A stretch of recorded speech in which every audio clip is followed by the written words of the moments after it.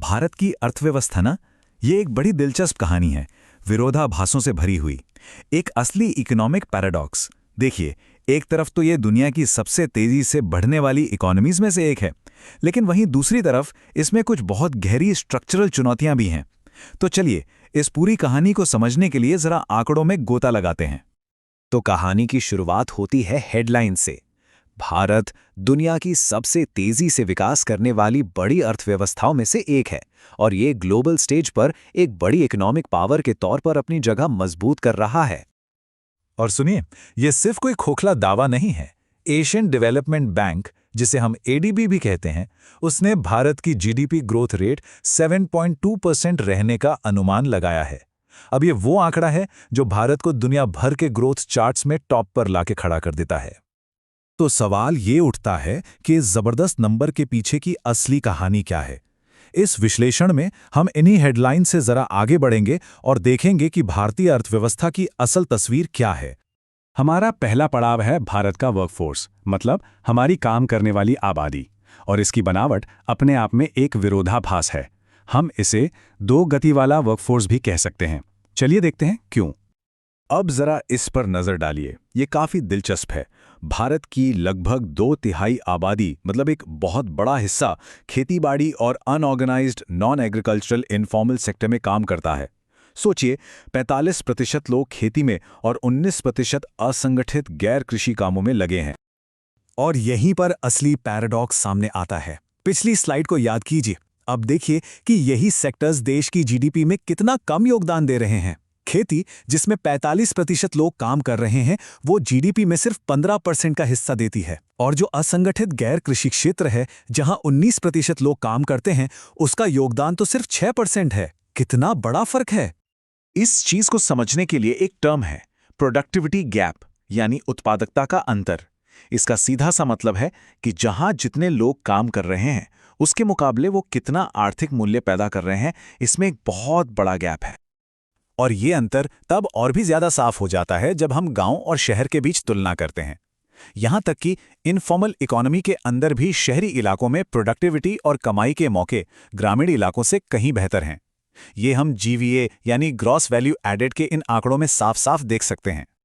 तो यहां से हमें जो सबसे बड़ी बात समझनी है वो ये है कि भारत के लगभग 2/3 आबादी ऐसे कामों में लगी है जिनकी प्रोडक्टिविटी बहुत ही कम है, और ये भारत के लिए एक बहुत बड़ी ढांचागत चुनौती है। चलिए, अब कहानी को थोड़ा इंसानी पहलू से देखते हैं।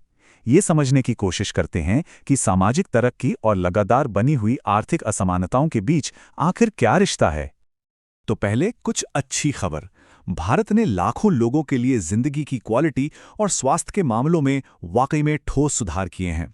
जैसा कि हम देख सकते हैं, मां और बच्चों की मृत्यु दर में काफी कमी आई है और लोगों को अब इलाज के लिए अपनी जेब से पहले से कम खर्च करना पड़ रहा है, जो कि एक बहुत बड़ा पॉजिटिव बदलाव है। लेकिन जैसा कि हमने शुरू में कहा था, ये विरोधाभासों की कहानी है। ये जो सामाजिक तरक्की है, इसके साथ साथ गहरी आर्थिक असमानताएं भी मौजूद हैं, जो एक बिल्कुल अलग ही तस्वीर दिखाती हैं। वर्ल्ड इनइक्वालिटी रिपोर्ट का यह आंकड़ा सच में चौंकाने वाला है। देश की कुल राष्ट्रीय आय का 57% हिस्सा सबसे अमीर 10% लोगों के पास है। ये साफ दिखाता है कि देश के विकास का फायदा सबको बराबर नहीं मिल रहा है। और वापस स्वास्थ्य पर आते हैं। देखिए, जेब से होने वाला खर्च तो कम हुआ है, ये अच्छी बात है, लेकिन ये स्लाइड दिखाती है कि सरकार हेल्थ पर जितना खर्च कर रही है, वो अभी भी उसके अपने तय किए गए टारगेट से कम है। लक्ष्य है जीडीपी का 2.5%, जबकि असल खर्च हो रहा है 1.6%। अब इस विरोधाभास के दायरे को थोड़ा और बढ़ाते हैं और पर्यावरण की बात करते हैं।